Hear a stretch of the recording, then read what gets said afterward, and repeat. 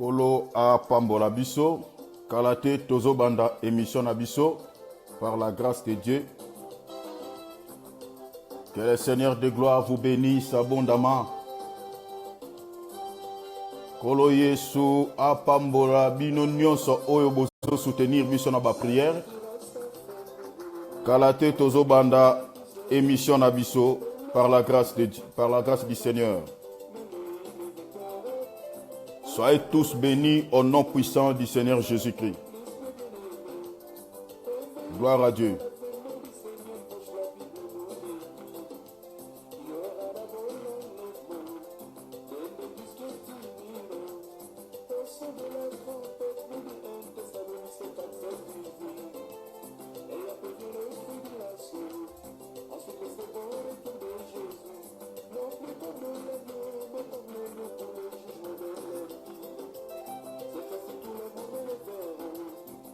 Gloire au Seigneur.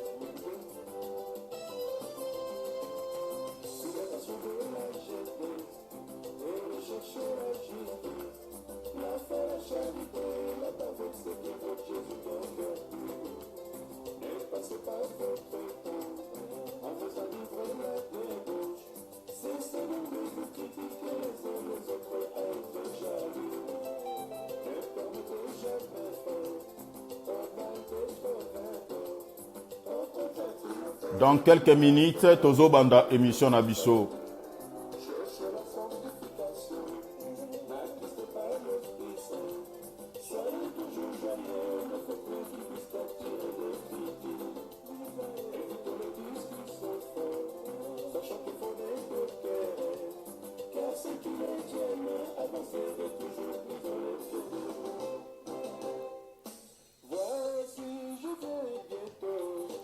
Jésus-Christ revient bientôt. Jésus-Christ revient bientôt.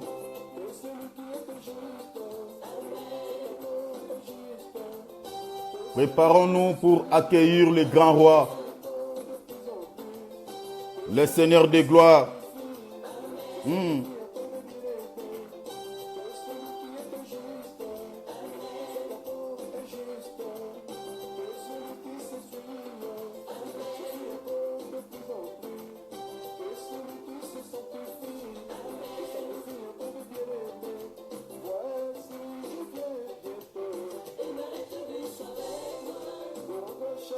Préparons-nous pour accueillir le grand Dieu, le grand roi.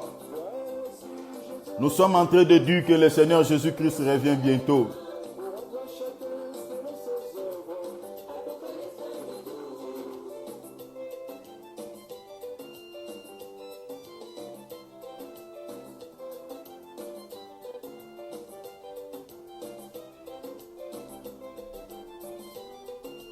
Jésus-Christ revient bientôt. Préparons-nous pour accueillir le Seigneur de gloire. Jésus revient bientôt.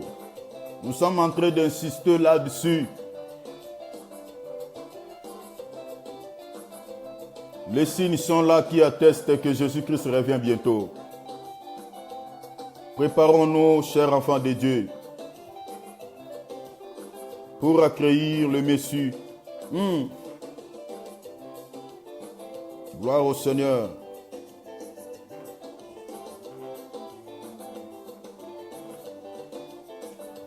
Kolo apambola bino nyonso bozolanda biso de partout. Kolo Yesu Kristo apambola bino nyonso bandeko bozolanda biso. Sernasi Lebika. Moi si ya frère Alex Kabangu. Que le Seigneur de gloire vous bénisse. Toi et ton mari, que Dieu Tout-Puissant vous bénisse, ma sœur Nassi. Nassi Zakayana, que le Seigneur de gloire aussi te bénisse. Soyez tous bénis au nom du Seigneur Jésus-Christ.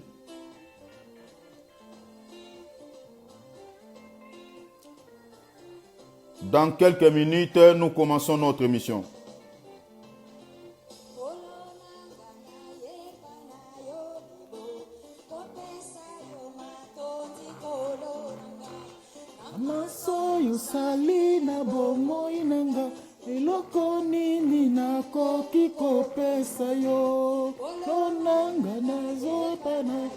Gloire au Seigneur. Alléluia.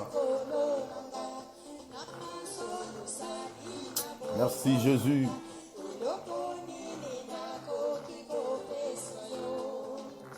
Kolo Yesu apambola bino nyonso bozolanda biso. Tozo bande mission na biso. Alléluia.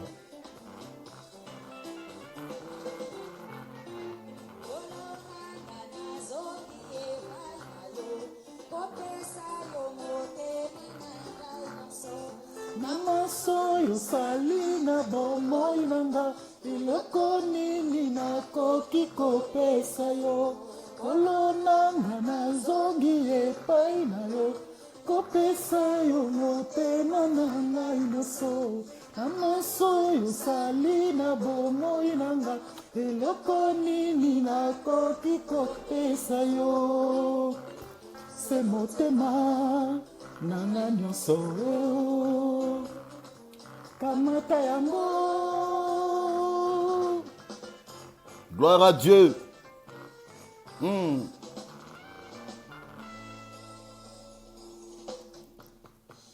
Makila na yo, ekomi Seigneur, nakomi solole. Alléluia. Elongi Seigneur, nakomi solole, lo mwana na Nzambe. Soki nano koma mwana na Nzambe te, l'état est encore là. Okoki koyamba Yesu lelo na bomoi na yo, lokola kolo pe mobikisi na yo, okokoma mwana na Nzambe. Soki nano koma mwana na Nzambe te, bien-aimé, yo lola eza te o. Tobota makabato na Nzambe, mais tokoma bana na Nzambe. La Bible dit dans le livre de Jean, chapitre 1, verset 12, « Mais à tous ceux qui l'ont reçu, à ceux qui croient en son nom, il les a donné le pouvoir de devenir enfants de Dieu. » Soki nanu obotama kati na Yesu Masiya te, le temps est encore là. Okoki koyamba Yesu lokola kolo pe mobikisi na bomoi na yo, po ete yo koma mwana na Nzambe. Nanguya na yo, kona bunda etumba oya mulimo. Na Yesu, elonga ezali. Na Yesu, inengisami. La victoire est dans le nom de Jésus-Christ. Elonga eza na kombo na Yesu, ezali na kombo ya moto mosusu te. O prophète moko songolo pakala. Oh, yende soki akitisaka moto. La Bible déclare que la victoire est dans le nom précieux du Seigneur Jésus-Christ. Et longue eza bobele na kombo na Yesu. Gloire à Dieu.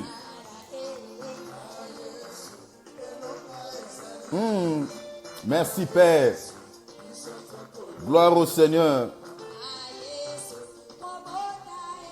Gloire au Seigneur.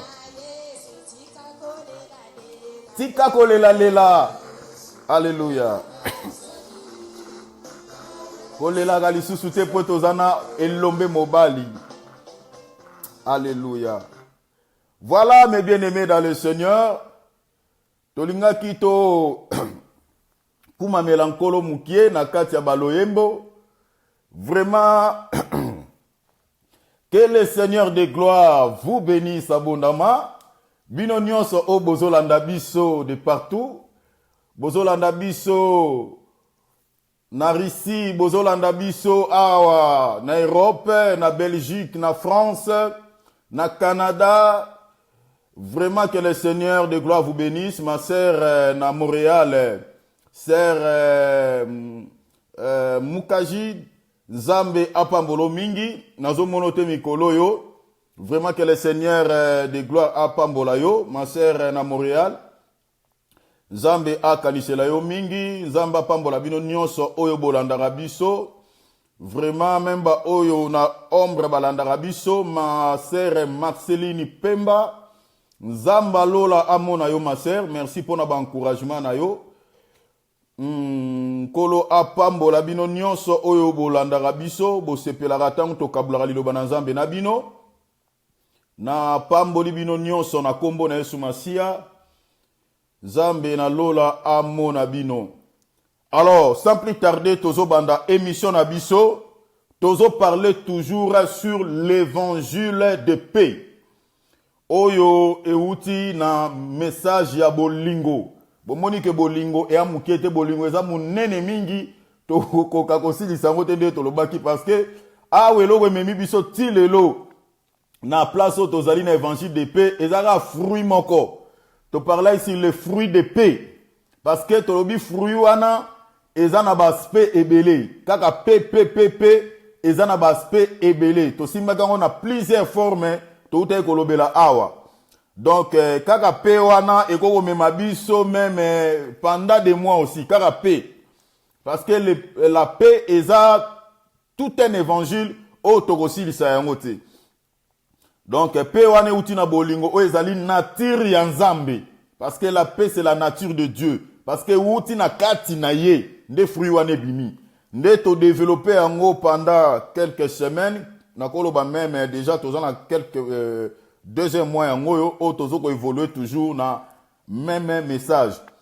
To simbi la patience parce que tozonga wana to simba pe la patience, to simba pe quelques autres fruits par la petite grâce o nzamba zo sala biso, to ko meka ko lobela aussi les autres fruits, to ko tala ndenge nkolo akoko évoluer na biso na ba élément mususu. Mais to meka no ko simba la paix parce que kola tchaki biso to telema wana nde to évoluer nango kino lelo tozolobela sur la paix to simbaki yango na plusieurs formes to simbaki yango na ba écriture à rechercher la paix avec tous to simbaki yango na ba écriture la paix que le Seigneur oyo azoloba azo communiquer dans les cœurs oyo eza triste na cœur oyo eza na ba souci cœur wana pe na besoin paix to simbi yango na moto pe balobanaka te na ndeko moko oza na besoin o établir la paix to simbi yango na ba forme belé et lelo tozobela la paix comme état évangile. Tosimbi écriture, il y a Ephésiens chapitre 6 verset 15. C'est là où Tofanda qui place Bible Zolobake. Mettez pour chaussure à vos pieds les ailes que donne l'évangile de paix. Nde tozwaka écriture wana pona ko lobela ke la paix ezalaka kaka paix nanu oezo ya maloba nanu boete comme un élément mais paix ezali paix sango malamu ya bokonzi na likolo. Tofungula ki pe la paix wana tolobaki que le contenu de l'évangile de paix c'est prêcher la croix. C'est prêcher la mort et la résurrection du Seigneur Jésus-Christ. Alors, totangaki na dimanche passé, tosimbaki écriture na biso toujours. Oye memi so na bojindo ya Apocalypse chapitre 6, totangaki na verset 4. Oh Bible zolobaki bamoni chevalo azalaki na couleur rouge. Azoko bapesi pouvoir ya ko enlever la paix de la terre afin que les hommes s'égorgeassent les uns les autres. Et Bible zoloba ke bapesi une grande paix oyoye il faut à utiliser pour na koboma. Donc et puis na musana ngo zaki pour na koboma. Parce que tant azoko enlever la paix, azoko tuba mopanga wana, azoko communiquer la mort à travers le paix. Tomeka ko fungula yango dimanche passé toloba ki boye na osala moi rappel mouké comme d'habitude pour to ajouter un plus na auto li toloba lelo. Donc toloba ki ke épée wana oyo ye cheval rouge wana azalaki na yango tozo comprendre que toloba ki l'épée là n'est rien d'autre que les faux évangiles ou une fausse prédication. Parce que épée, selon les Écritures, et l'obelaka, la parole de Dieu.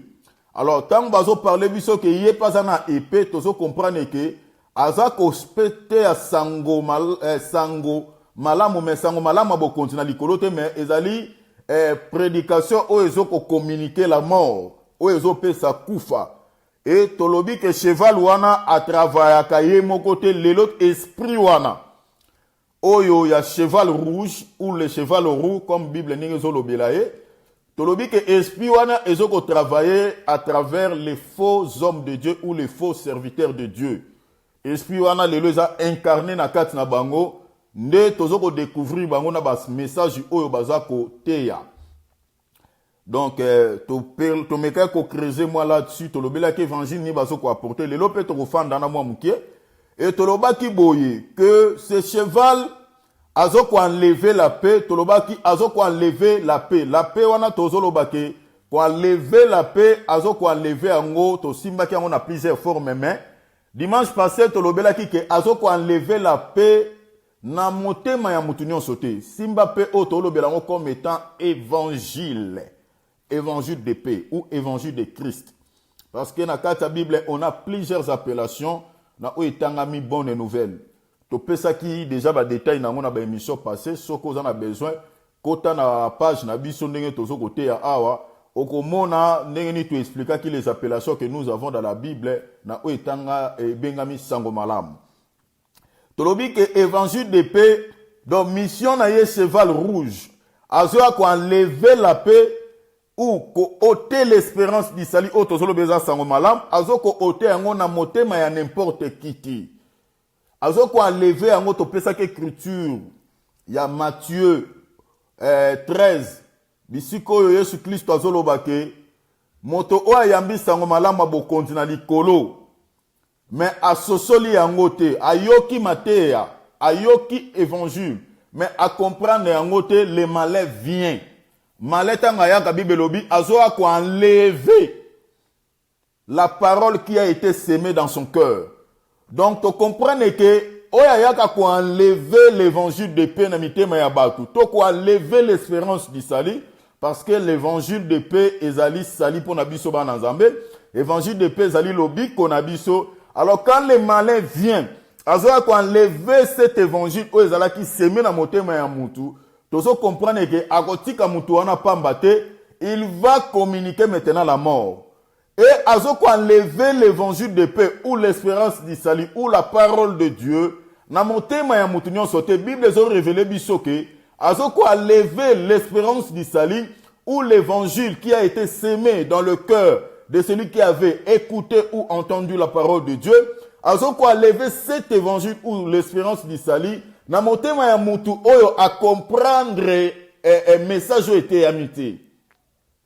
Donc mutu o a sosola kamaloba na nzambe te. Mutu oyo a comprenaka la parole du Seigneur te. Batu wana nde bazo simba na piège ya cheval rouge. Bango anande les malins azoya kolongola cet évangile de paix o ezala ki seme na mitema na bango. Et Bible lobi azana épée et azo communiquer bango kufa. To expliquer ki tozana 3 catégories na kati ya bonzambe. Batu o ba sosola ka maloba na nzambe te. Tozana 3 catégories de personnes. To lobela ki première catégorie to simagi livre ya 1 Corinthiens chapitre 3. Tolobela ki ce sont des personnes charnelles. Batu oyo bakati na bango nanu bazana ba jalousie, bazana ba dispute, bazo vivre encore dans les péchés. Et Bible zoloba que ce sont des chrétiens, Bible lobi ce sont les enfants en Christ, mais ils sont encore charnels.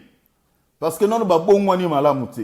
Et toloba ki ke pona batu wana sali ezana nute parce que bazana nous nourri na miliki. Toloba ki ke miliki elobelaka ce sont les rudiments ou les notions élémentaires. Oyo ya maloba na nzambe, c'est-à-dire batu wana bazana on a besoin, il faut enseigner bango ce que c'est le péché. Ko finga zalaka nini et ko beza nini donc bazana on a ba notion wana non ba kembité donc il faut enseigner bango matéana jusqu'à ce que ba ko abandonner la vie du péché pour que ba bandolia maintenant la nourriture auto zolo ba la nourriture solide.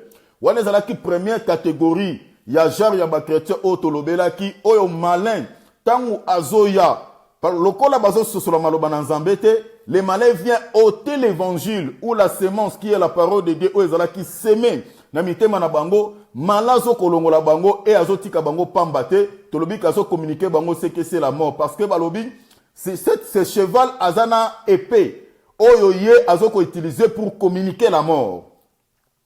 Alors tolobelaki deuxième catégorie ezali genre ya ba chrétien oyo baza sans expérience, ezali genre ya ba chrétien oyo ba komélité, donc c'est-à-dire tolobaki ke eza batu oyo ba rumeli topesaki écriture toujours ya 1 Corinthiens moyena zonga mingi sima vraiment ezate plutôt écriture ya hébreu, topesaki écriture ya hébreu quelque part, tolobelaki que ce sont des personnes oyo ba rumeli na kati évangile. Paul azokamwa bango alobi bino bokokai kozala déjà ba maître balakisi na temps oyo bosali, mais jusqu'à présent boana na besoin bapesa bino miliki bozana ba bébé.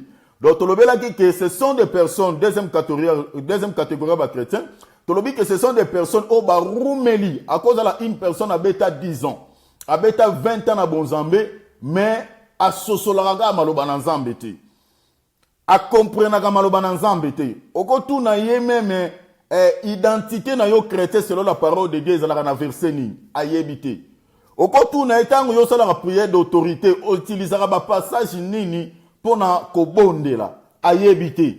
Ozomona mais omona mutu ana arumela na bonzambe soko tuni obongola motema kan oboyoka nga na bongola motema depuis 1997 depuis 1994 mais ti lelo maloma na nzamba sosolaka ngo te. Alors tolobaki ba chrétien wana ce sont des personnes oyo même nourriture solide ti ba dimension tozo kende awa ndenge tozo expliquer moi mke ba chevalo mutu mususu ako yoka azape mutu mususu tellement zo comprendre te akokoka koyoka nga te kino na suka. Donc bazana na ba message oyo eko sepelisa, donc ils sont encore charnels. Déjà à la base, la plupart ya batu o bazandeke tozolo bawa que la plupart ya batu o baza séduit na ba faux prophètes, ce sont les chrétiens qui n'ont pas la maturité spirituelle, qui n'ont pas l'expérience de la parole de Dieu. Ndenge Paul azolo bana livre des Hébreux. Bazana maturité te, ban expérience te. Bangwana nde bazali facile à être séduit et pas ya ba faux prophète. Et ce genre de chrétiens bangwana moni tolo ba ke bana connaissance te, bana expérience te. On est en deuxième catégorie. Et troisième catégorie tolobelaki ezaki tosoki livre ya 1 Pierre oyo Paul azolo ba ke ce sont des personnes mal affermies et puis ignorantes. Hein? Les personnes ignorantes, les personnes mal affermies. Donc tolobaki ke baza batu oyo baza affermité na kata bonzambe. Donc bazali donc ce sont des personnes oyo à cause de l'écriture abalula on à gauche abalula on à droite. Donc azote habité à teya eza logo la bamsupe kino lelo nde tozolo bawa baza ba pasteur bazbate ya maloba na nzambe, mais ce sont des personnes mal affermies. Donc pour na bango même sali ezate bato pas ote à sali ezate. Na pesa que exemple il y a un serviteur mogo na landaki na internet abana côté sur Apocalypse 6 ça fungula sur les sceaux. Mais bien aimé, je vous dis devant le Seigneur Jésus-Christ, nenge afungoli ba cheval na dozo fungula on a ba raisonnement. Azote yango na ba pensée. Donc mutazote ya talaga muta ke no lobake cheval noir et ça Seigneur Jésus-Christ. Dans les 4 cavaliers oyo nanu o aliboso premier saut, deuxième saut, premier cheval on va parler na première ouverture de saut, premier cheval wana, deuxième cheval, troisième, quatrième, azolo bake ezaliye moko Yesu Masia. Donc déjà tant moto azoye bako placer prophétie Nathan, il a déjà un problème parce que nenge to fungula baso oyo to sinya ona no sur le plan mystère. Parce que ce to lobi to tient to classer 7 prophéties selon les temps. Et ça makambu oyo Nathan abiso nanu ekokokisa mate tant qu'église est sur la terre. Parce que c'est 7 sauts elobela kaza ba makambu oyo ko s'accomplir toloba ki na émission passée que na dernière semaine il y a 70 semaines de Daniel. Et ça makambu eko kokisa na temps de la fin église ekozala na mabelete. Et que l'église c'est qu'il des prophéties où s'accomplit physiquement comme ça. Mais comme le livre de 2 Thessaloniciens chapitre 2 verset 7, le mystère de l'iniquité agit déjà. Alors, tu dois comprendre que ce cheval rouge ou ces 4 premiers sauts, parce que tu as aussi 4 premiers sauts, par la grâce de Dieu, tu as ces 4 premiers sauts, parce que tu es vraiment, ils ont un problème, il y a un niveau, il y a prophétie, il va placer prophétie dans la. Ces 4 premiers sauts, sur le plan spirituel, ils ont agir dans l'église. Parce que, au soit 5e saut, 6e saut, 7e saut, même sur le plan, sur le plan mystère, Nathan oyo prophétie wana na ne kokisamite. Soki nzamba sali ngolu to ko expliquer comment na kokisamite parce que so otali na ouverture ya 5e saut, okomona kuna eza ba rugissement ya ba martyr, ya batu oyo ba kufaki et bazoko réclamer vengeance pas ya nzambe pona makila na bango. Ozomona. Donc même sur le plan mystère prophétie wana boyena ne kokisamite parce que eza ba cri ya ba martyr. Donc au moment même 6e saut, 7e saut, au moment na 7e saut balobi, il y a eu le silence d'une demi-heure. Il y a eu le silence d'une demi-heure. Donc au moment biloko on a mis toute une explication selon les Écritures. Pourquoi silence à 30 minutes? Ah wa koute ça c'est les alibanga. Donc on peut s'en battre bela ba ko fungula ngoti. Eza orgueil te mais tozo loba parce que tozo yoka ba te belende bazote ya. Il faut pas zonga na on a ba enseigner ba la parole de Dieu parce que bazote habité ya te ya. Bazote habité ya te ya vraiment habité ya te ya. Donc silence à 30 minutes wana c'est toute une prophétie.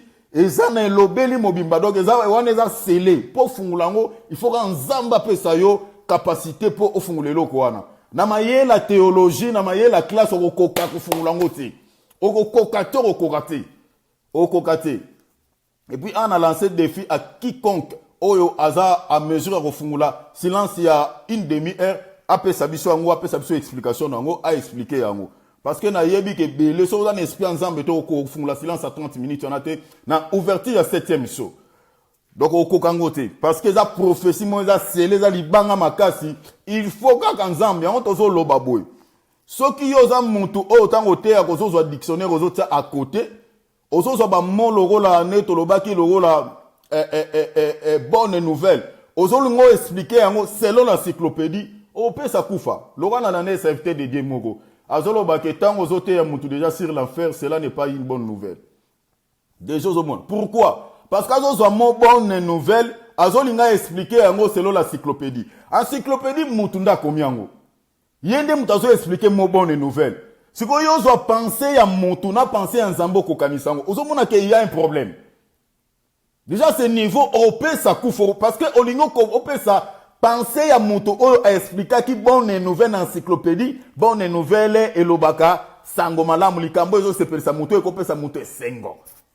On nous explique ngo bongo nenge muta comme une encyclopédie. Omoni, au tiki penser à Nzambe, ou expliquer penser à Monto. C'est là où tu as communiqué la mort.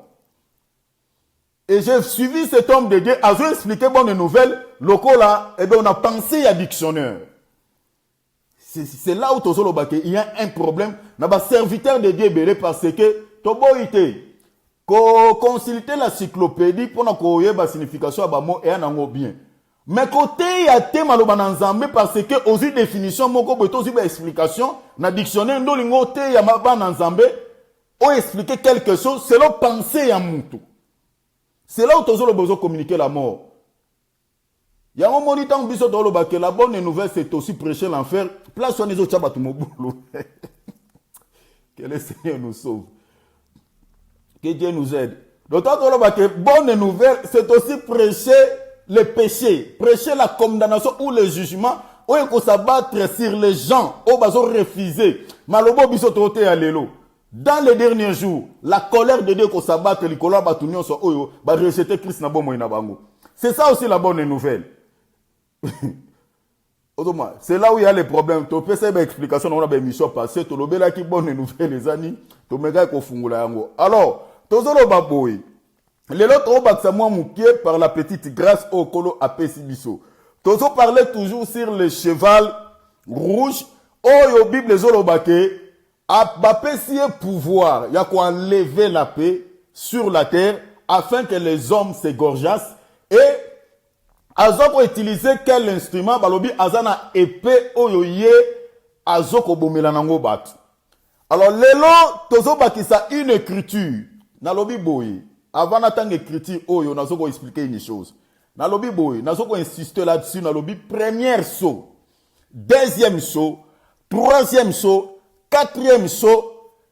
Ezali mystère oyo ya cheval oyo. Eza ko s'opérer sur le plan mystère natan ya église. Nalobi sur le plan mystère. Et puis cheval oyo ezaka ka même cheval, ezaka ka même individu. Parce que awa cheval oyo c'est la personne de l'antichrist ou la personne de Satan lui-même. Mais oyo azo changer ma couleur. Balobi que tango apparaître premièrement apparaître na couleur blanche. Tango yé pour la deuxième fois balobi tango sali ouverture ya deuxième saut, balobi apparaître na couleur rouge. Balobi tango sali ouverture ya troisième saut apparaître na couleur noire. Balobi tango sali ouverture ya quatrième saut apparaître na couleur verdâtre ou na couleur pâle. Donc c'est la même individu, mais ils ont changé juste ma fonction. Donc on connaît na yo musika to kanisa kete cheval blanche na cheval rouge, ils ont deux chevaux différents. Ils ont la même individu au abengam na kombo ya antichrist, mais qui change les fonctions. Ou ils ont changé manière, ils ont changé ma système, il y a travail na ye. Yango moni balobi les diables se déguisent en ange de lumière. Ozomona a se déguisaka na ba forme belé o a se déguisaka. Ozomona lelo sorotali sur le terrain de tozote ya maloba na Nzambe boye. Okomona que le diable a ses serviteurs au bazo fonctionner aussi na plusieurs formes tout simplement pour gagner des âmes, pour gagner des personnes au ba okena bango na enfer. Nakaisi na kofungule logo moko mukie tant to simba babette parce que l'écriture na tant to simba ana pour comprendre comment le diable a fonctionner parce que ba couleur wana tout et anango ba fonctionnement na ye mais ça toujours la même personne. Tozu livre ya Apocalypse chapitre 6 tozotanga à partir ya verset 7. La Bible dit ceci: quand il ouvrit le quatrième sceau, là nanga bien parce que ce qu'on comprend de lecture on comprend ni tozoko expliquer. Quand il ouvrit le quatrième sceau, j'entendis la voix du quatrième être vivant qui disait: viens. Je regardais et voici parut un cheval d'une couleur verdâtre. Celui qui le montait se nommait la mort. Na telemina no mukie awa. Awa okomona na quatrième so bazo pesa biso kombo ya cheval ango sikoyo. Parce que au monde na ouverture ya première so deuxième troisième ba pesi biso kombo na été. Balobi ka cheval blanche, balobi ka cheval rouge. Mais na quatrième so ba ko pesa sikoyo kombo na ye. Balobi celui qui le montait se nommait la mort. Au monde kombo na yango wana. Landa bien lecture oyo ko comprendre nini to lelo na okende nazo bonde na Nzambe na za mulai mingi te. Donc, tirez-moi une leçon spirituelle moukier, ou écopé sa biso vie pour que tu continues dans enseignement na biso. Et balobi boy, et le séjour de mort l'accompagner. Donc, azalaki na kombo, babengake na kombo ya liwa, tope la mort, balobi séjour de mort, tope efelo ya kufa, et bandaki ko accompagner ye. Yoka, tosuki wanate, bibelobi boy. Le pouvoir leur fut donné sur les quarts de la terre. Rappelez-vous, tant que nous parlé sur le deuxième saut cheval rouge, au moment où il n'y a pas de pouvoir, il y a ôter la paix aux habitants de la terre. Oyo pe babenye na kombo ya kufaka, yango tolobi que c'est la même personne. Yepe mission n'est toujours ni les habitants de la terre. Toujours terre. Landa bien. Balobi pourquoi dans le pouvoir leur fut donné sur les quarts de la terre pour faire périr les hommes. Toujours les hommes. Les hommes, par quoi? Par l'épée. Il y a un moment que c'est toujours la même personne. Parce que dans le deuxième cheval, na deuxième saut, cheval o peut appeler ça que épée. Quatrième cheval oyo azo ko apparaître na quatrième saut, au moins na yépé ça toujours na épée. Biloko tout o lobela o épée, Michel Pesami pour les habitants de la terre, to fungulande to tirer les choses spirituelles na kata ba élément wana. Ya na lobi simba ba élément na tozo tanga, ba pese pouvoir yako likolo ya ko faire périr un quart ya batu na mabele et ba pese épée o ko utiliser pour faire périr batu parce que épée na bit na ngweza pona ko boma, pona ko communiquer la mort. Et ba lobi pour faire périr les hommes par l'épée, premier instrument qu'on utilise pour faire périr les hommes, c'est l'épée. Deuxième outil, c'est la famille. Troisième instrument qu'on utilise, la mortalité. Quatrième élément qu'on utilise, les bêtes sauvages de la terre. Tant que les bêtes sauvages de la terre, il y a toute une explication. L'andanga bien biloko tozo lobela. Parce que, comme on dit pas prophétie, l'andanga, ce qu'on comprend dans nous avons bien aimé sans orgueil au à ce qui concerne les prophéties. Livre Apocalypse, c'est un livre qui est simple à comprendre. Sokinkolo à Saliongolo. Donc c'est simple à comprendre. L'ananga très bien au comprendre magam tozolo bela aw. Na simbi écriture on azo fungulango sur le plan mystère. Parce que na temps au tozali Bible zolo baboy. Ma sœur Florence, que le Seigneur te bénisse. Je te vois, tu me suis en ligne. Soyez bénis au nom du Seigneur Jésus-Christ. Donc, cheval oyo, Bible zolobake, pouvoir bapesier pour na faire périr les hommes de la terre. Et mission o bapesier pour na faire périr batu, bapesier quel style, balobi bapesier épée, et à quoi utiliser encore la famine, à quoi utiliser la mortalité, à quoi utiliser les bêtes sauvages de la terre. Ah, on a épinglé une chose. Les bêtes sauvages de la terre, et ça au pluriel, les bêtes sauvages d'ici-alité. De la terre. L'anda bien biloko on a tout ça. Les bêtes sauvages de la terre. Rappelez-vous au moment que tant que vous parler sur la bête dans Apocalypse 13. Au moment dans Apocalypse 13, 11.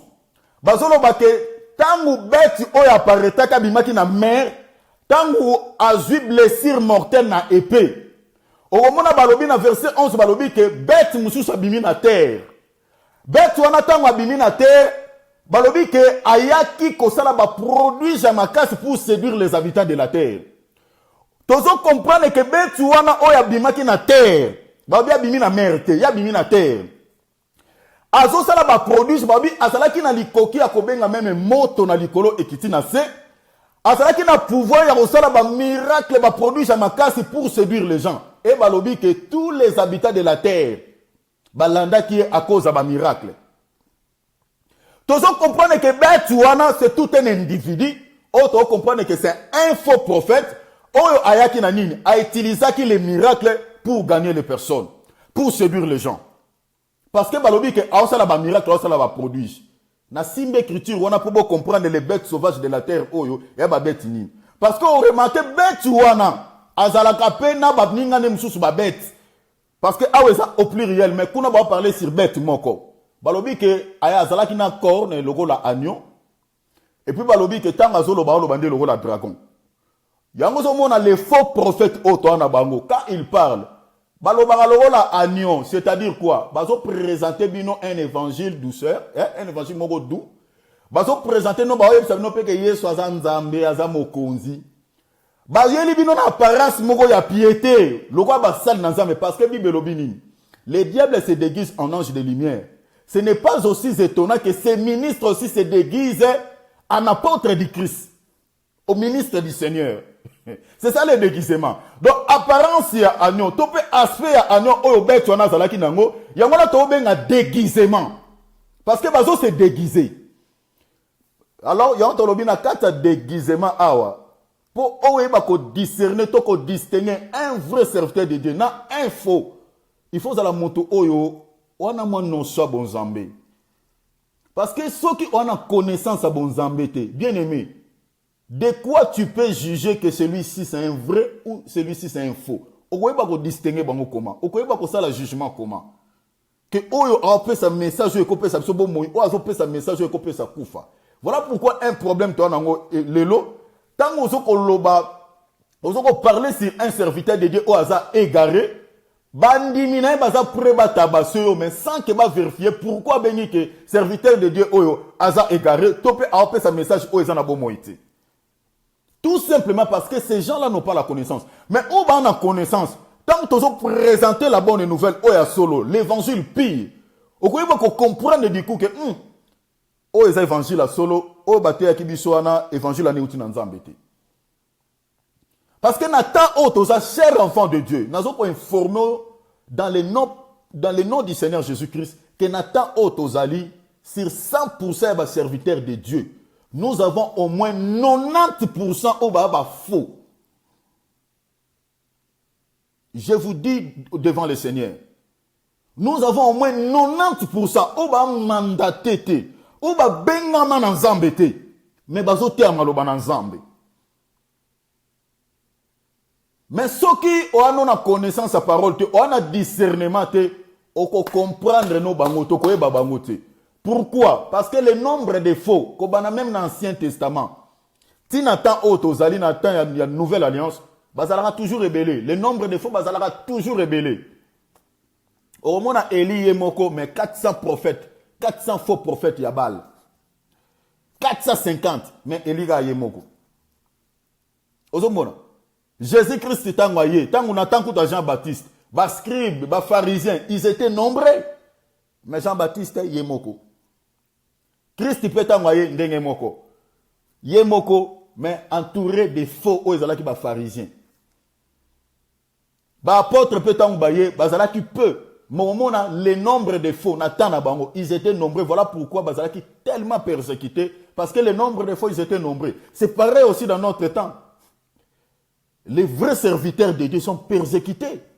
Les vrais, évangile pire, sont persécutés. Baza persécutés moralement, baza persécutés boéquant à la chair, baza persécutés dans la prison, les vrais sont persécutés. Donc, le nombre de faux, baza là toujours ébellé, parce que Jésus-Christ a lobby. Plusieurs faux prophètes s'élèveront. Et la parole à Seigneur, Matthieu chapitre 24, verset 11. Plusieurs faux prophètes s'élèveront. Et ils séduiront beaucoup déjà. Balobi pété. Bako séduit beaucoup déjà. Cela n'est pas étonnant. Bon, on a une église. L'ora ba église, ba pasteur moukuna. Bon, on a battu belé na kati kuna. T'as l'église en des salles à plein. Mais nana yonde toza botebi que vieux wana c'est un égaré. J'ai été fort surpris. Y'a au monde. Et y en a kilo na mnoko kolobango. Un serviteur de Dieu a été évangile. Mais moi, ça a tourné film pour nous. Serviteur de Dieu, soit disant au terme à l'obananzambe, moi, nanaye, y a moi si. A sali film, y a basi, y a batubo lumbu film pour nous, a tourné film wana. Batie en open internet. Siko yo, Bible obiboy. Bible obiboy. Soki, serviteur de Dieu, a sa dignité. Il y a qu'à gérer les bottes à naïe.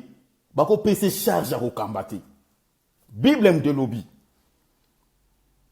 Celui qui ne sait pas prendre les soins de sa famille, il est plus pire qu'un infidèle. Donc, on a vu qu'on a soigné, il y a des bottes à naïe. Bible lobby, il a régné la foi. Il est pire qu'un païen. C'est la Bible. Et puis, avant de nommer mon ancienne église, selon la Bible, il faut battre la Bible, il faut avoir nos dignes moutons et puis qu'on a soigné les bottes à naïe.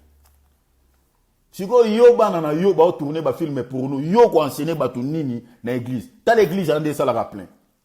Cela n'est pas étonnant. Christ a dit que les faux ba ko gagner beaucoup de âmes. Beaucoup. La plupart y a ba église, pas tous, mais la plupart y a ba église, oh ça na ba membres rebellés. Oh ça là ba 5 000, 10 000, 15 000, 20 000. La plupart des cas ces gens là sont bolandi l'évangile, bolandi ba on a un message. Au moins que ce sont des faux. Ce sont des faux. Parce que nombre de faux, ils toujours rébellé. Il y a un moment où Nathan Oyo, ils la sauver. Et ça va en Zambie. En Zambie, depuis avant la fondation de ce monde. Parce que Zatan Moko, ceux qui ont la connaissance de la parole de Dieu, ils allons apporter. Na 20 autres en lelo. Bible lobby que les bêtes sauvages Bazo pour utiliser les bêtes sauvages de la terre, parce qu'il faut te préciser. Bazo les bêtes sauvages de la terre. Bazo pour utiliser, c'est-à-dire les chevals, oyo, azaki na couleur verdâtre, Bible lobi que, kombo na ye liwa, mais azo pour utiliser au moins 4 éléments pour communiquer la mort, pour faire périr les hommes de la terre. Et, premier élément de Touta Kotanga Balobi, c'est épée. Épée ou anezanine. L'épée n'est rien d'autre que la parole de Dieu. Parce que épée, selon la Bible, la parole de Dieu. Mais si vous avez épée, oyo, cheval, oyo, pour faire tuer les gens, nous comprenons que cette épée est allée, l'Ilobananzambe ya Koufa. L'Ilobananzambe, oyo, est en abomoïté. L'Ilobananzambe, oyo, est sa vité. C'est-à-dire, ezali l'Ilobananzambe, oyo, j'insiste là-dessus. Awa, nazoko se libérer devant le Seigneur. Pour l'objet à la tête, pourquoi Ebseba Nanzambe vérité? Nazoko insister et nako continuer à insister dans l'Ikambo. Si vous êtes dans une église où on vous prêche les choses de la terre, chers enfants de Dieu, sachez-le bel et bien, vous resterez. Yo salié zato kota lolate. Parce que la Bible dit ceci. Affectionnez-vous aux choses d'en haut et non à celles qui sont sur la terre. C'est la Bible. Colossiens chapitre 3, à partir du premier verset jusqu'au verset 3e. Affection na biso ba ensemble, Bible lobi, ce n'est pas les choses de la terre, pas na mabele, mais aux choses d'en haut. Les choses d'en haut sont quoi? Les choses d'en haut, lorsque on parle bino sur les salis, lorsque on parle bino sur la mort et la résurrection du Seigneur Jésus-Christ, lorsque on parle bino, lorsque on touche ming sur les plans spirituels, sur les plans l'âme, c'est ça les choses d'en haut. Donc c'est-à-dire qu'il y a bino évangile et la repentance. C'est ça les choses d'en haut. C'est-à-dire message basé ming sur les plans spirituels. Et ça basé sur les plans salis. C'est-à-dire, ils ont l'homme intérieur à se grandir, l'homme extérieur à koufa, donc à disparaître. Évangile, ils ont l'homme extérieur, mais ils ont communiqué la vie dans l'homme intérieur. Parce que l'homme a composé dans 2 parties, selon la Bible. Donc, il y a un homme extérieur où ils allaient boyer, nous autres boyer, dans l'homme intérieur où ils allaient esprit. Alors, ceux qui ont intérieur, azana vité, yo sali ezati. Parce que tant qu'on koufa quand à la chair, parce que c'est ça l'homme extérieur, tant qu'on koufa, pour na yo fini là, fini. Mais Bible il faut homme extérieur azala détruit, afin que l'homme intérieur a se grandir, a soit vie, a comme makasi, a kola, eli koloba nini. L'homme extérieur, c'est-à-dire les désirs de la chair, les pensions du monde. Ba posa nyonso ya nzoto. Nzoto tinda rabiso na ba posa ebele oyo bien aimé parce que Bible lobi boy. Le désir de la chair est toujours contraire à ceux de l'esprit. Posa makambo ebele nzoto lingaka na molimo et c'est mariagate o. Et c'est mariagate, remarquez. Na on peut un exemple simple. Au kozala au vendre zota la film moko lingaka mingi. Bien aimé, au cause même 2 heures, 3 heures d'état au la film surtout on a le belaming sur le théâtre. Bateau balinga ba théâtre. Au cause le vendre au la théâtre, au landa théâtre. Bien aimé, au cause à 5 heures du temps. Aussi cet épisode au tel, au linga ka oyeba suite. Surtout film moko le gaming na ba télé na mona mingi na Europe wa. Série moko be batu balinga kango trop. J'ai vu des gens muta vandi pendant 4 5 heures du temps. Bien aimé, azulandela ka yeba suite ezalaki ndenge nini. C'est ça les désirs de la chair. Mais zoaka la temps wana yo au sali pour nous la film wana. Si ko loba kena l'exango na prière soko okoka. Obeta 5 heures du temps na prière. Omoni. C'est ça ce que la Bible dit que les désirs de la chair est toujours contraire à ceux de l'esprit. Makambo nzoto lingaka na molimo se mariagate. Soko lobe okota na molimo. Bon na zoata on na sala ki yango la TV pendant 2 heures 3 heures du temps na l'exango na prière et comme mikakatano. Pour les autres, pas pour tout le monde. Pour certaines personnes. Parce que moi, je peux prendre du temps avec mon Dieu et je le fais déjà. Sans orgueil, avec beaucoup d'humilité. Ce qui n'a pas besoin de temps, du matin jusqu'au soir. Pour ça, là, déjà. Aux hommes.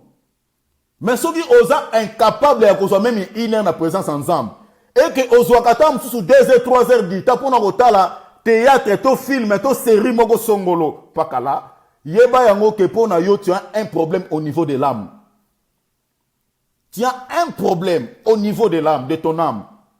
Donc, homme intérieur na yo, azana vité. Vie exacte sur le plan spirituel kat na yo. Il n'y a pas la vie. Ce qui, pour na makamu mususu, au koko se déranger. Prenons par exemple les 2 jours à culte. Combien de gens va gagner en retard dans l'église, dans l'assemblée? On va être à culte, tu sais quoi qui est. Mais, au moins, il azo balugagak. Ah, si bon. Mais ce qui est un problème à Moussala, que, surtout en Europe, que ce qui prend à Moussala, au moins, Moutaza à l'air. Bien aimé, vous pensez quand tu demandes à Dieu maintenant la bénédiction, quel est ce Dieu va te bénir? Pour les choses de Dieu, mes bien-aimés, tu as un peu de la négligence. Mais pour na où est allé ma camion zoto bekant à la chair, ou très ponctuel.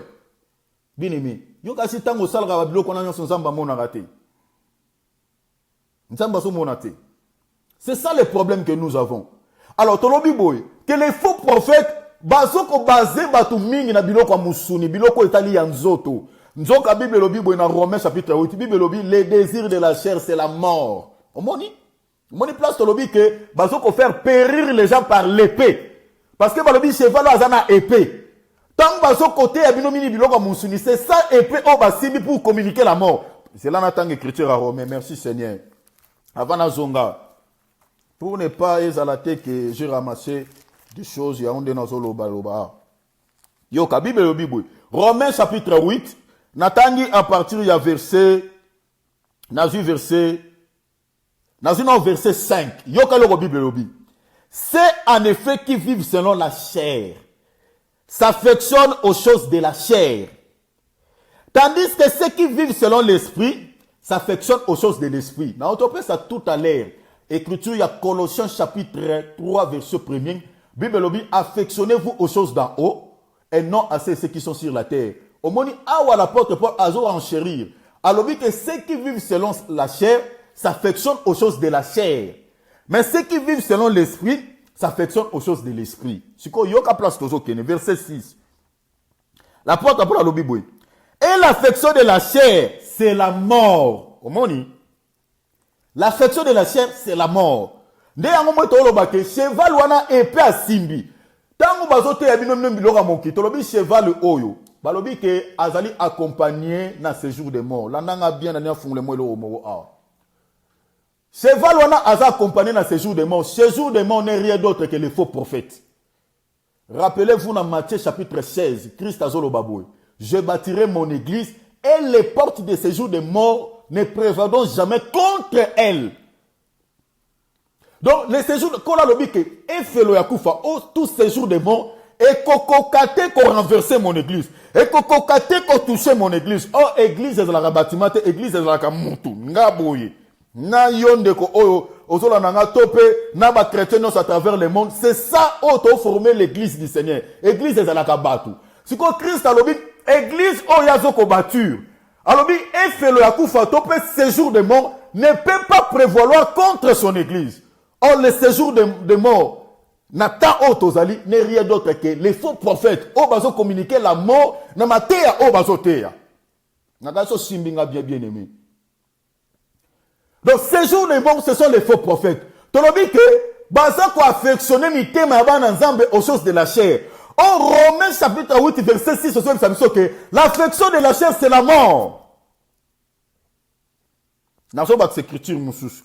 Nazana livre ya on comprendre ana fungula kaka le désir ya on azoloba so ibazote ya binomi tuka surtout évangile la prospérité. Combien de fois tu as eu problème dans certains hommes de Dieu entre guillemets na habité ba msoupe ba vrai mais non ba comité peut-être place biso tout ça.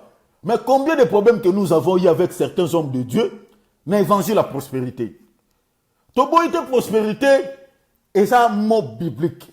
Dans la Bible le mot prospérité existe. Ce qui Zambalingi a comme ça a fait prospérer son enfant. Cela n'est pas un péché. Mais toujours le babouille, que l'évangile de prospérité dans la Bible n'existe pas. Et ça l'a raté. Cet évangile est ça diabolique. Oh, évangile. Nous avons combien des appellations dans la Bible, dans le évangile. Nous avons l'évangile du salut. Nous avons l'appellation sous évangile éternel. Appellation sous ça, évangile de paix. Appellation sous ça, évangile de Christ. Appellation sous ça, évangile du salut. Topé bonne nouvelle. Ba moto za nango na na Bible o ebengami évangile, ce sont les appellations. Mais yango nyonso wana ba appellation na nyonso elobelaka eloko moko. Contenu ya ba évangile na nyonso ezalaka prêcher la mort et la résurrection du Seigneur Jésus-Christ. Mais évangile la prospérité na kata Bible ezalaka ti. Et ça te na Bible o mona mot évangile la prospérité exacté. Si tant que tout a prêché, un évangile, parler sur l'évangile de la prospérité, nous comprenons que c'est un faux prophète, qui a outil en fer, qui a travaillé dans cheval, Bible, à sa couleur verdâtre, qui a baigné la mort. Donc, il y a des gens qui travaillé pour communiquer la mort en Zambie. Est-ce que ceux qui sont pauvres, à côté de l'eau, physiquement, ils sont bénis, et quand ils sont côté. Tous un témoignage dans la Bible. Il y a pauvre Lazare. À se retrouver qui n'a pas père Abraham comment? Parce qu'il avait les salis. Parce que de son vivant, on a aussi un cadre d'exhortation. Parce que Lazare, oyo batoupe belé, tant à l'obara batumsu bakansa orgueil, mais ce n'est pas l'orgueil. Na l'obara avec assurance parce que na yebike tozali en face à bafo basé belé. Nalobaka pour les faux, pas pour les vrais. Parce que bah nous attendons nanga ba comprendre tant on a loba. Nazolo baboy. Ba oba mal affermi. Topé baza ba ignorant. Non ba comprendre maloba nanzame malamte. Mystère à Lazare ba te belé ba te yango mabe. Oko simba ngo parce que na kata Bible tozaka na quatre parler. Tozaka na parler en connaissance, parler en doctrine, parler en prophétie et parler en révélation. Toi na quatre parler. Si on a le bien simba, on a sens à doctrine, pratique. Doctrine, c'est-à-dire la pratique boy. Ou bien à cadre d'exhortation, mais si on a sens à prophétie, parce que parce que sa parabole, il faut y avoir sa parabole, et sa réalité écrite, ça une parabole. Donc, elobeli a parabole, wana, et ça la na langage spirituel. Parce que Lazare, wana, il représente Yemoko Yesu. Jeune homme riche wana bibliquement et l'obélara la loi. Ou est-ce que koufa? Parce qu'au moment que balobi que cet homme riche a au moins 5 frères. On a 4 Bible tous au moins 5 ministères. Ah oui, ça mon parenthèse na fungoli. Parce que balobi que ces 5 frères pour bango bas à la sauver, il faut pas croire na la loi. Bandi me la paix pour les prophètes. Ah, Seigneur Jésus.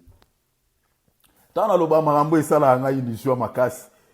Parce que n'a pas sans âme merci la connaissance sur mukie apesibiso. Parce que ba lobi boy, jeune homme riche besoin des alaki nini, yeta bima mais batinda mutu. Pour akene quoi tester ses frères ce qui se passe là-bas. Mais babité kuna bazana Eli na Moïse. Oh Eli lobelara les prophètes, Moïse lobelara la loi. La loi et les prophètes. Donc, Élie expliquera les prophètes, la loi expliquera Moïse. Donc, évangile auto zalaranango, la loi et les prophètes, l'obélabobé moutoumon, que l'obélara Yesu. Oh, na kati il y a 5 ministères, parce que les 5 frères là, ils ont l'obélara les 5 ministères. Auto anango lelo. C'est-à-dire l'évangéliste, apôtre, prophète, pasteur, na docteur. Donc, Moussala, oh, les 5 ministères et salaka, basimbara la loi et les prophètes, nde babimisara Yesu na kati il y a les deux choses, il y a deux personnes, c'est-à-dire Moïse na Élie. Nde na kati batona mi bali nde babimisara Yesu na kati na bango. Yango au monde na transfiguration, zalaki na Élie na Moïse, mais Christ na kati, Christ au milieu. Donc la loi et les prophètes et l'obélarande au azala au milieu. Ah pe koza moi libanga pona bato mususu. Ah na fungoli moi munkie pona lisolo ya Lazare, nde na lobi ke loko eza parabole l'obélara mingi eza na langage spirituel. Nde na meko mais son nzanga sali son ngolum comme sous te yango. Mais na cadre exhortation na loba boye. Topé na sur les plans doctrine top pratique, tozolo baboye que Lazare de son vivant Nazui Lazare comme un individu, dès son vivant, à ça qui choix. A choisi ça qui les salit, même dans la pauvreté, à ça qui n'a Yesu. A préparé qui déjà vit naïe, à se corrompre qui était. Y'a un moni anazo loba na yon deko, mobali ton deko si. Parce que les lots, j'apprends beaucoup de choses sur notre génération. Y'a un ndeko moko, baso bete langa li solo, abane ko sala quelque part. En Afrique, ndeko wana abane ko sala na douane. Alors, ye aza mwana na nzambi. Sikoyo batu oyo basala na bango na douane, bazo ebise me yo okofusala kaka pauvre boy. Oza na mayele ya musala, oza mayele otanga ba classe. Maintenant la vie na ondengeza. Bobi mais solo là. Donc ko solo la wane li kolobani, c'est-à-dire akene ko simba kisi. Et ndeko na tellement ba précieux le cas qui atiki musala wana. Il a accepté de souffrir, de mourir de faim, lui et sa femme et ses enfants, que a perdre sali likola biloko mokili. Et azoko loba ke batout presque belé oba sala na douane. La plupart ba oba na via bien ba simba kisi ba solo là. Bien aimé na vandi nga obi kola sunga. Kola sunga. Toujours vivre un temps mais bien aimé o ezabi bezo ba que c'est un temps fâché. Diable a intensifié souffrance na mukili oyo pour que bato belé ba sala allégeance na ye. Et la plupart des jeunes, yango moni yo mto envie ya kabozu ya bato, o envie ya ba vie ya bato. Bien aimé. Bien aimé, ce qui nous a fungolo miso mona, oko envie ya lisu bato te. Ozoluka ke nongo sala kindumba po ozwa mbongo. Ozoluka o vivre vie moko bolobi ke yeso ngo banana banda ko sambela ye kino lelo vie na nge changera te. Bien aimé, tant to pesa ka ba vie na biso pa ya Yesu, to pesa ga yango nanu te, to sala ka contrat na Yesu te ke Seigneur na o pesa vie na nge pa na yo, po lobi nga na koma riche, na koma na mituka, na koma na banda kuponga na bala te. To pesa ka yango mo do lo baboy. Il y a beaucoup de choses à dire. Parce que vous avez mal enseigné. Excusez-moi le terme, nazolo bayango vraiment na douleur na mutema. Beaucoup de gens sont mal enseignés. Parce que bit yo pe sa vie pas Yesu, et ça n'ira pas pour les choses de la terre. Matthieu chapitre 6 verset 33 zolobani. Cherchez premièrement les royaumes des cieux. Premièrement tant que tu peux ça vie pas Yesu, et ça va pour les salir. Et ça va non pour les choses de la terre. Yango zoloba. Quand vous êtes dans une église où on vous prêche que les choses de la terre, bien aimé, il n'y a pas à raisonner, il n'y a pas même à chercher midi à 14h. Donc vous êtes en face d'un faux prophète. Bit na esanim. Bangona de Bible benga na kombo ya séjour de mort, bazo ko accompagner les cheval verdâtre o abenga na kombo ya la mort. Bit na bango zanini pour communiquer la mort. Là où on vous prêche que les choses de la terre, tu peux ça finir c'est pas Yesu, t'es pas pour les choses de la terre. Donc ce boza on a battu rabino mituka mabala parce que yango na ndeza lelo mingi na nani. Talaga batem de toza awa. Et belé ba osala direct ndena zo sala ouais. Mais talaga batem kota landas ko contenu il y a direct au mutazo sala. Ce ne sont que les choses de la terre. Avina yo kangama toujours bazo toucher mingi la chair. Avina yo kangama nani on loka yo. Amuta loka bien aimé. Ogonzala no pauvre. Na lobi te que pauvreté c'est une bonne chose. Naza wana te na lobi angote. Na lobi te que non kozala riche ezali sumute na lobi bongote. Mais nazo ko épingler une chose. Ogonzala pauvre boy, bien aimé. Mozana Yesu. Soki Yesu ayo okota lola. Mais c'est très dangereux. Oza riche. To oza na bonso, oza na vie moko bien. Mais quand tu no Yesu azate, bien aimé, un pauvre, mieux vaut un pauvre qu'une personne comme ça. Pauvre à l'équio. Parce que tu as deux exemples, ou exemple à ma casse dans la Bible, un jeune homme, une personne qui était riche et une personne qui était pauvre. Mais on a dès l'air vivant, les riches, qui attiré na ba pension de la chair à cause de sa richesse. Et une personne pauvre, bien que sa pauvreté, à boire qu'il se corrompe. Il a gardé toujours le Seigneur Jésus-Christ dans son cœur. Et là, je vais dire à quelqu'un, Yo ozolekisa vie moko ya pasi, ozopase moment moko ya baépreuve ya makasi na vie, ozomona bamakanisa mabe ezo bien aimé, ko trahir Christ. Tu as fait une alliance avec le Seigneur Jésus-Christ, pas pour les choses de ce monde, pas pour des choses terrestres, au fait, bien aimé. Au ça, l'alliance avec le Seigneur Jésus-Christ pour les salis, pour une vie sans fin. C'est ça la vie éternelle. Parce que vie à Moutuna Mokili, et ça, une vie courte. Ceux qui, au coquille sur la Bible, ils ont au moins 120 ans. Mais c'est rare, les lots. Mota comme on a 120 ans. Les gens meurent souvent dans l'âge de 90 ans. Quand moi n'a pas de mal à couper les lots. Mais le problème est Zalaka. Et Zalaka non liwate. Le problème est Zalaka, après la mort, où passeras-tu ton éternité? C'est ça le grand problème de Zanango. Parce qu'en réalité, tant que Mota koufara selon la chair, Moli me koufarate. Esprit à Moutou eko vivaka éternellement. Mais, tozalaka na mukili on alobaka tozana des éternités. Et ça na bato musu ba ko passer éternité na lié de tourment. Bato musu ba ko passer éternité na lié ya paradis to pe na lié o ba bengi na lié moko ya réjouissance, na lié moko ya esengo. Mais ndenge toza vivant boy, c'est le moment ya koyeba ko préparer ton éternité. Prenez le temps de lire la Bible. Prenez le temps de demander à Dieu la connaissance de la parole de Dieu. Prenez le temps de demander à Dieu, dont il y a discernement des esprits. Parce que tant Tozali, Bible le Bible, nous ne combattons pas contre la chair et le sang, mais contre les esprits méchants dans les lieux célestes. Les esprits wana tolobaka boy, et zalagana nous ka ba société. Nous comprenons que les sorciers travaillent aussi dans les esprits méchants dans les lieux célestes. Nous comprenons que les magiciens, les occultistes, ils ont créé les lots, dégâts, guerre, ils ont créé les lots famine dans le monde. Donc, il dit que ils ont travaillé dans les esprits méchants. Mais sur le plan spirituel, dans l'église, les esprits ont travaillé à travers les faux prophètes. Ils ont bien un séjour des morts. Ils ont bien un les bêtes sauvages de la terre.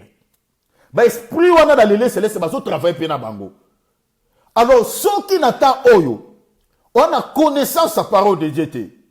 On a une société à discerner. Tu peux distinguer le vrai et le faux. Bien aimé, ton salut est en jeu. Ton salut est en danger.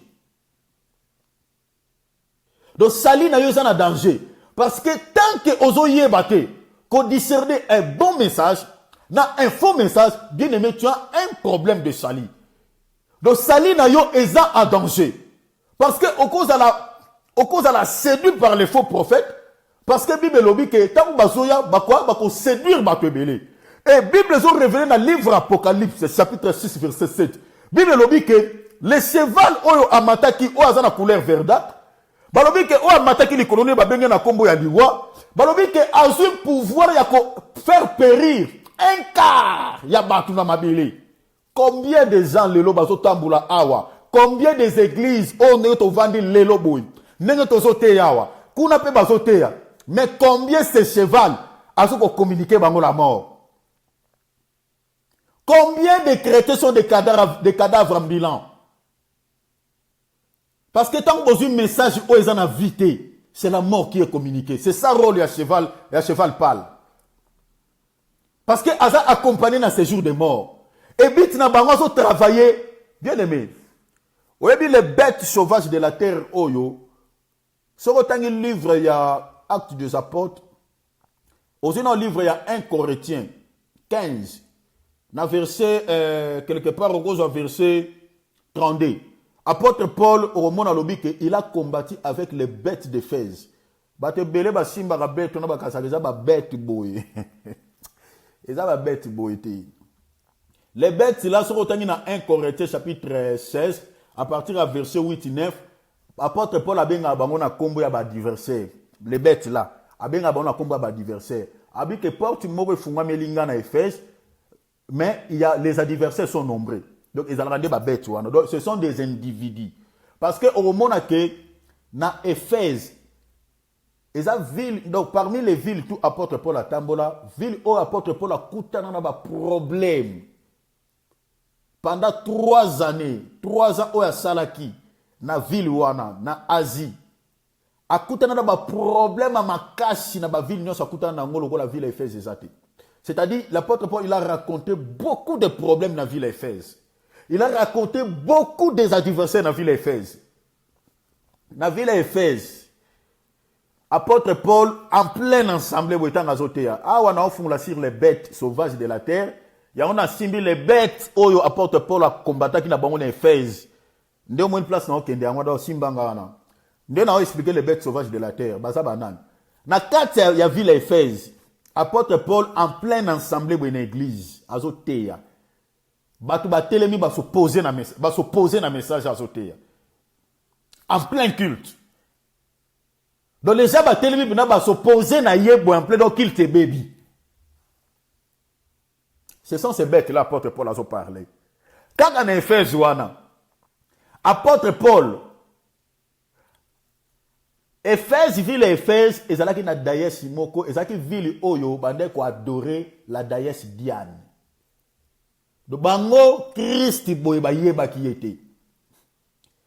Do bande ko adorer na bango daïs o ba benga na komba Diane, c'est-à-dire bande ko adorer Satan. Bande ko adorer le diable. Au moins bitumba apôtre Paul, wana ka na Éphèse. Do ba bête apôtre Paul a l'obligé commenter avec les bêtes d'Éphèse, ba bête sango bango wana. Problème au porte Paul a zoa na ville wana. Et ça qui na type mon na combo ya Démétrius. Ye azalaki ko sala ba temple ya Daïs Diane, ya Daïs Diane et abane ko teka ba temple wana na Éphèse mobimba. Alors tant apôtre Paul a continué na ville wana a na évangile ya Christ. Et problème a kutana nango. Et ça qui problème a kutana nango na bato bane ko sala ba temple ya Daïs Diane a kutana na problème avec ces gens. Et ba combataki bango ba combat apôtre Paul kuta ça qui épargné mais ba kangaki deux frères. O ba ça qui premier à être lapidé na ville wana parce que batona ba santaki ke mutu oyo ayeko longola biso na voie ya Daïs Diane ayina makambu mususu biso ton dimela mutu mususu. Donc ce sont les bêtes là où apôtre Paul akuta na bango na ville Éphèse. Kaka na ville Éphèse, apôtre Paul akutana a conforter les magiciens et les sorciers. Car on a vu les faits. Ce qu'on dit acte 19-19. Au moment où on a Éphèse, batu obaza qui touché, ba magicien obaza qui touché l'évangile à Paul. Au moment où baya qui ko déposé ba art magique, baya qui ko tika ba livre à sorcellerie et ba tumba qui en acte 19-19. Donc ce qu'on dit acte des apôtres 19, acte des apôtres chapitre 20. Au moment où on a tout na lobeza wana. Na ville Éphèse, au moment où apôtre Paul azolobaki alekisi ba épreuve ebele akutani na ba juif ebele o ba persécuta ke zela totanga mwani ni muke awa pour comprendre parce que na osimba les bêtes sauvages de la terre et au moment apôtre Paul a lobby que il a combattu avec les bêtes d'Éphèse. Donc na pesi parce que son habito tanga toutes ces choses et qu'on soit biso moins temps parce que Galatie n'a pas clôturé émission. Alors nazui 1 Corinthiens tout le monde a les bêtes d'Éphèse o apôtre Paul a lobela wa 1 Corinthiens Tosus chapitre 15, Totangi verset 32. Parce que au moins un rôle il y a des bêtes sauvages de la terre, musalani basalaka. Parce que ba bête oyo basuka ina temps Paul te, na temps obiso toza na temps église, ba bête o bazoko s'opérer. Ne tozo baboué bazana biso na mukili oyo. Et na ba église ebele basangani wana mais ce sont les bêtes sauvages nde bazawana. 1 Corinthiens chapitre 15 verset 32. Yoka Bible le Bible.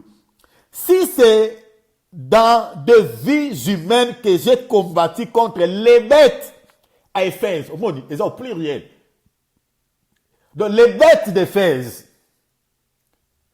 Nasuki nangana parce que continuité on a peu ba le logo mususu. Donc apôtre Paul akutana ki na ba bête. Mais ba bête ya bête boyeti. Ndena uti kolobake na 1 Corinthiens 16 à partir du verset 8. Tina verset 9, à part la les bêtes, ce sont les adversaires. Oyo yakutana kina bango.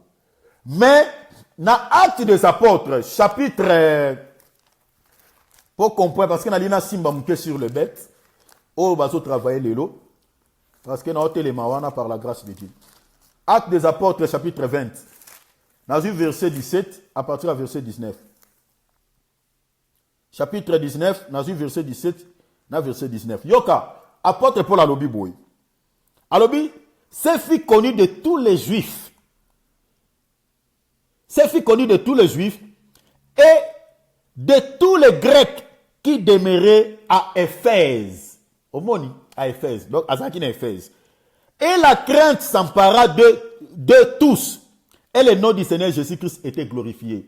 Dans 4 villes, il y aura verset 8.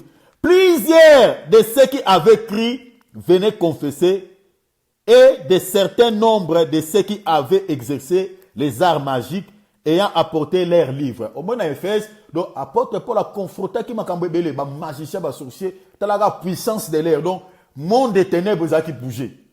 Ce sont les bêtes là que l'apôtre Paul a parlé dans 1 Corinthiens chapitre 15, verset 32.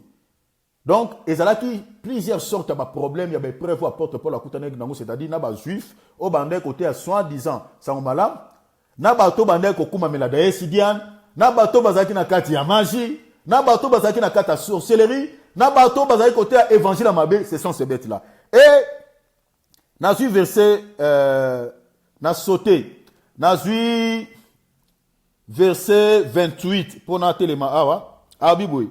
Ces paroles les ayant été remplies en colère, ils se mirent à crier.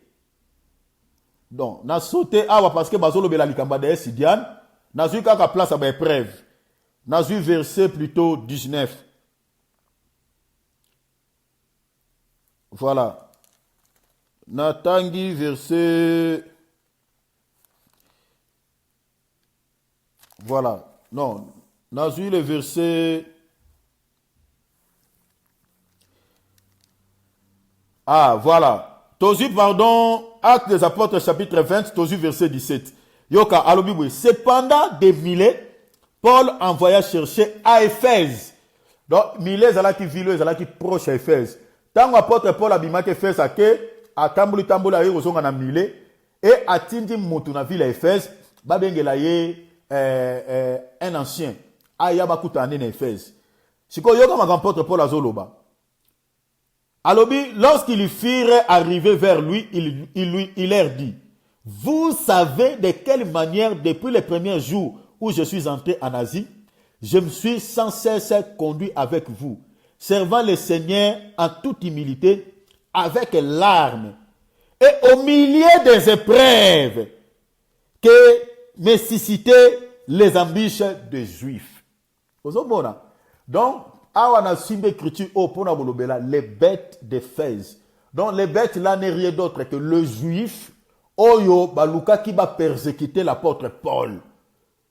Nous mon apôtre Paul azo abenga ancien moko na ville d'Éphèse alobi wana tango a té évangile pendant 3 ans en Éphèse parce que ça là qui 3 ans na ville wana. Alors après avoir témoigné le Seigneur, apôtre Paul azo loba que oyebi ba combat na kuté nango bambi sebele oyo ba juif ba tiela kingai ba lukela kinga ba problème, combien ils m'ont cherché des problèmes, combien ils m'ont persécuté, combien ba luka kinga na ba problème. Ce sont ces bêtes là où apôtre Paul a parlé dans 1 Corinthiens chapitre 15 à partir du verset 32. Donc tozolo baboy que les bêtes oyo Bible solo les bêtes sauvages de la terre ezala rande batu. Donc, dans Simbi demande surtout dans Saliwana, les bêtes de la terre, bangona d'apôtre Paul a combattu qui n'a bangona ville à Éphèse, et c'est là qui battu boyer. Et ces gens-là n'est rien d'autre que les faux prophètes, oyo bazoa ko s'opposer na évangile à Christ. Basuka qui n'attend Paul était, les bêtes sauvages de la terre n'attend toza na bango. Ce sont les faux apôtres, ce sont les faux prophètes, bit na bango ezali nini. Bit na bango ezali pour faire périr les hommes de la terre. De Bible zolo belation dans le livre d'Apocalypse chapitre 6 verset 7, bazana mission ya ko exterminer un quart ya batu na mokili et bazo ko utiliser quoi? Bazo ko utiliser la famine, c'est-à-dire ba yeli bino évangile la vité, mais ba yeli bino ba memeli bino ndenzala. C'est-à-dire ba opesa bino évangile et ko pesa bino vité parce que la parole de Dieu ezala rappel nourriture oyo et nourrisaka milimo na biso bana na Nzambe. Alors to ba memeli bino évangile, to ba memeli évangile a kufa, c'est-à-dire ba memeli bino bilei oyo ekoki kopesa bino santé te. Ba memeli bino bilei oyo ekoki kopesa bino vité. C'est ça la famine oyo Bible lobi que cheval ou azala ki na couleur pâle, yango nande azoko utiliser. Donc azoko utiliser l'évangile ou ezali évangile oyo ezali na vite, oyo ezali évangile ya kufa, oyo ezali évangile oyo ezoko mema bato ebele na enfer. Et Bible lobi que azoko utiliser au moins 4 systèmes, azoko utiliser l'épée, azoko utiliser la famine, azoko utiliser la mortalité, azoko utiliser aussi les bêtes sauvages de la terre. Ce sont les 4 systèmes oyo bêtes oyo azana couleur verdâtre azoko utiliser na temps oyo tozali na temps ya église. Yango tozo loba. Soki olingo za la sauver parce que bête oyo topé cheval oyo azoko opérer kaka azoko opérer plutôt na vie à n'importe qui te. Je crois une émission passée dans l'obéla qui que quand le cheval rouge azoya ko enlever la paix sur la terre, azoko ko enlever la paix na vie à mutunyo sauté. Alevaka la paix na vie ya batu oyo ba yoka kama loba na nzambe me ba sosola ka yango te. Alevaka la paix na vie ya batu oyo ba rumeli na kata bonzambe mais kino lelo ba comprendre kama loba na nzambe te. Enlevaka la sémence qui est l'espérance du salut, autobengi l'évangile éternel ou l'évangile de paix. Azoko enlever yango na vie ya batu oyo baza mal affermi. Mais une personne qui est affermie, parce que le Seigneur Jésus-Christ a le Bible, les portes de séjour des morts, dans 4 églises et kota kati. C'est-à-dire bato yo baza affermi na bonzambe. Bato o baza connaissance à bonzambe. Cheval oyo. O abengam na kombo ya la mort. Aza accompagné dans séjour des morts. Azo travaille avec les bêtes sauvages, autres benga les faux prophètes. Baza na likoki te ya ko séduire un vrai enfant de Dieu ou un vrai chrétien. Ba na pouvoir wana te. Yango moni ato lobaka. Soki kino lelo yo chrétien, miracle séduisaka yo. Bien aimé, c'est que yo sali kati no ezate. Soki lukaka kino lelo nzambe pona miracle, kati no sali ezate. Parce que mission on va pesi les faux prophètes, et ça ne peut pas ça là miracle pour séduire les gens. Et ça ne peut pas ça là produire oyo et ko séduire bato ebele, non seulement pour bato na bazo sali mais bit na bango zani. Tant bazo séduire bato na bazo communiquer bango la mort pour que ba se retrouver en enfer. Ya on moni tant biso munta ça là ba miracle. O azolo ba makambo zo kokisa na vie ya bato. Miracle était yango zo lakisa que toi tu es un vrai serviteur de Dieu. Et ça te pour aussi professer kokisa na vie ya mutu. Yango zo lakisa que non, toi tu es un homme de Dieu. Non. Non du tout. Tu es un vrai serviteur de Dieu. Na message ozo livré. Na kati ya message ne faut tout na Christ ndem tase élevé. Parce que tolobagi boy, tango Christ azwa na évangile la paix. Tango après sa résurrection, to simba tozana Jean chapitre 20 à partir du verset 19.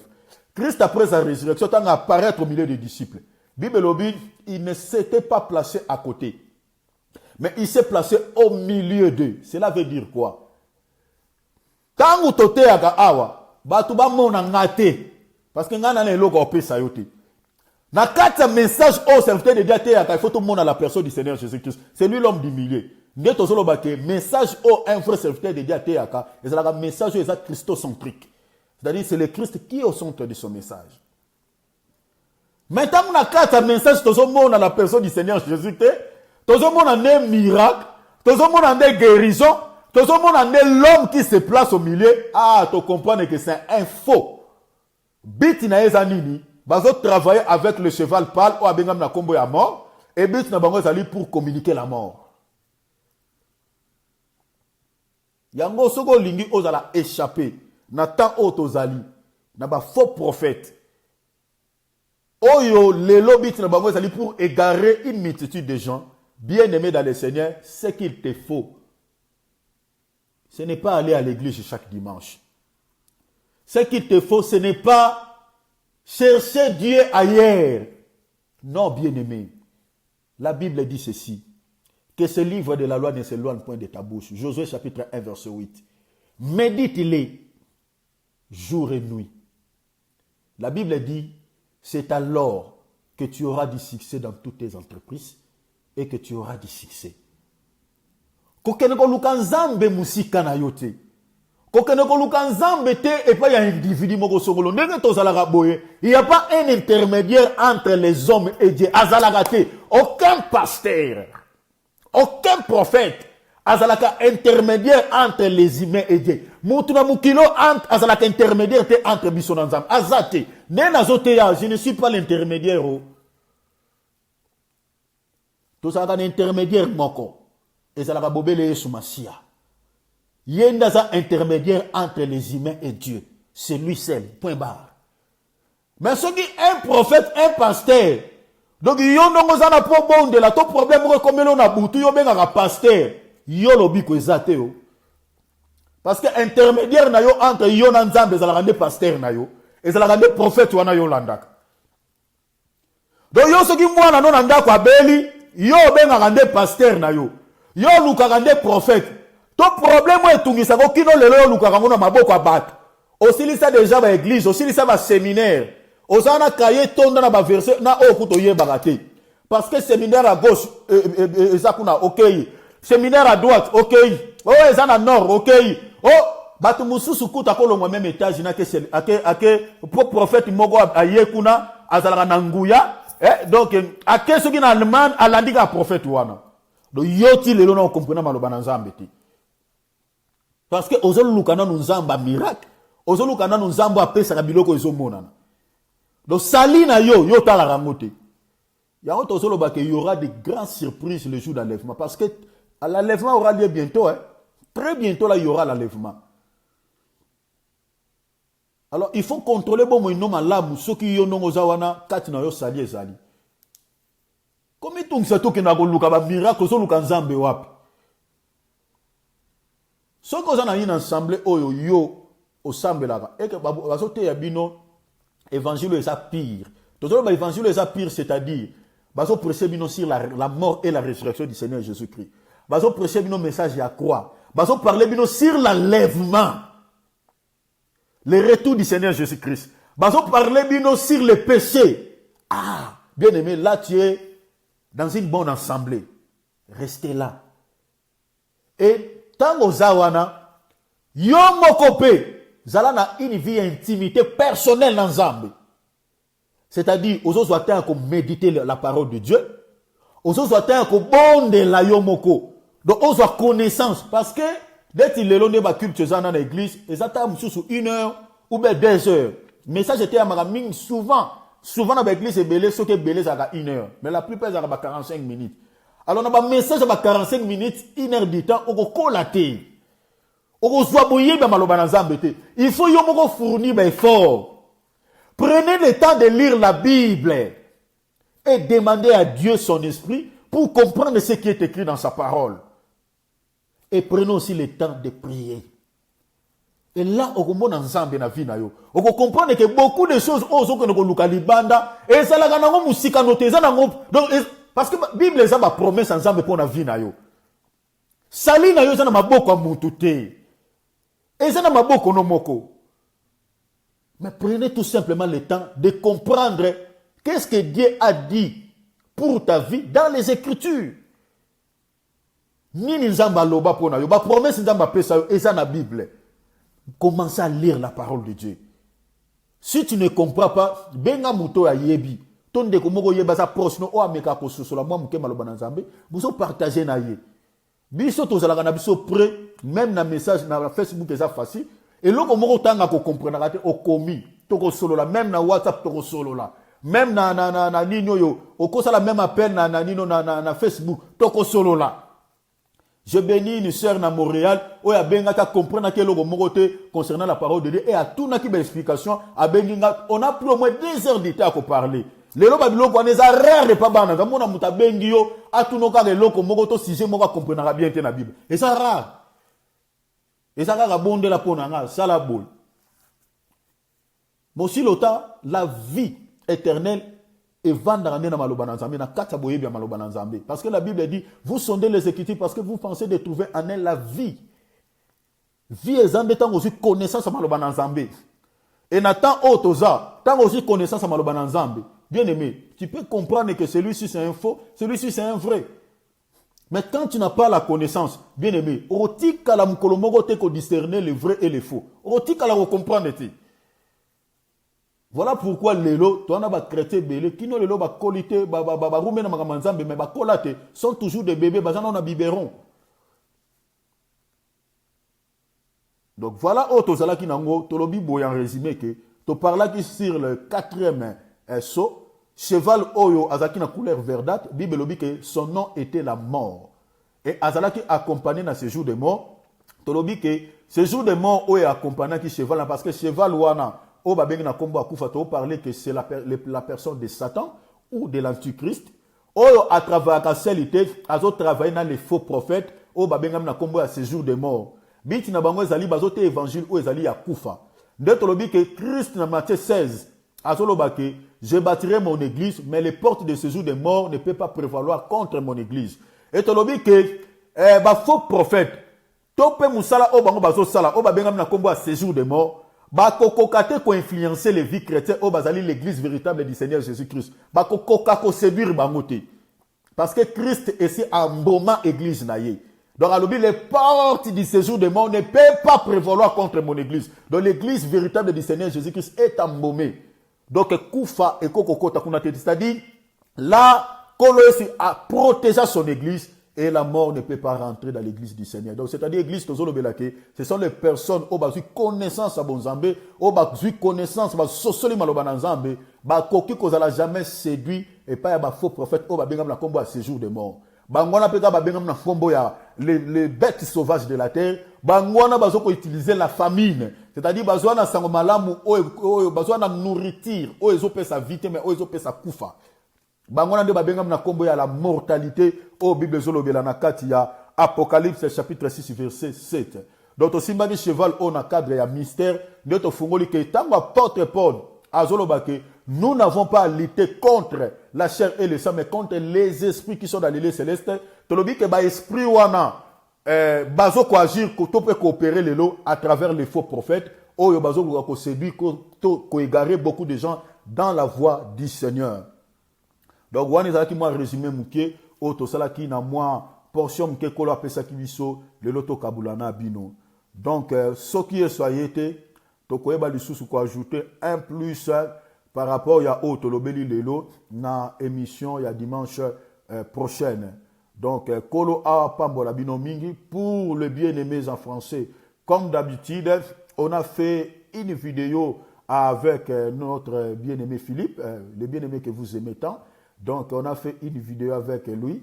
Donc, déjà, comme d'habitude, on va essayer de préparer au fait la vidéo. Et puis, comme d'habitude, on mettra ça en ligne afin que vous puissiez les suivre. Donc, d'ici là, portez-vous bien. Donc, je te salue, Carole Gigi. Donc, Florence Lobaki, que le Seigneur te bénisse. Nancy Zakayana, que le Seigneur te bénisse. Et que le Seigneur de gloire te bénisse, ma sœur Olga en France. Donc, que le Seigneur te bénisse, ma sœur Nancy Lebic en Russie. Que le Seigneur te bénisse, le frère Alex. Donc, soyez tous bénis. L'homme de Dieu René Ikongo, Désiré Joseph, que le Seigneur de gloire vous bénisse abondamment. Ciao.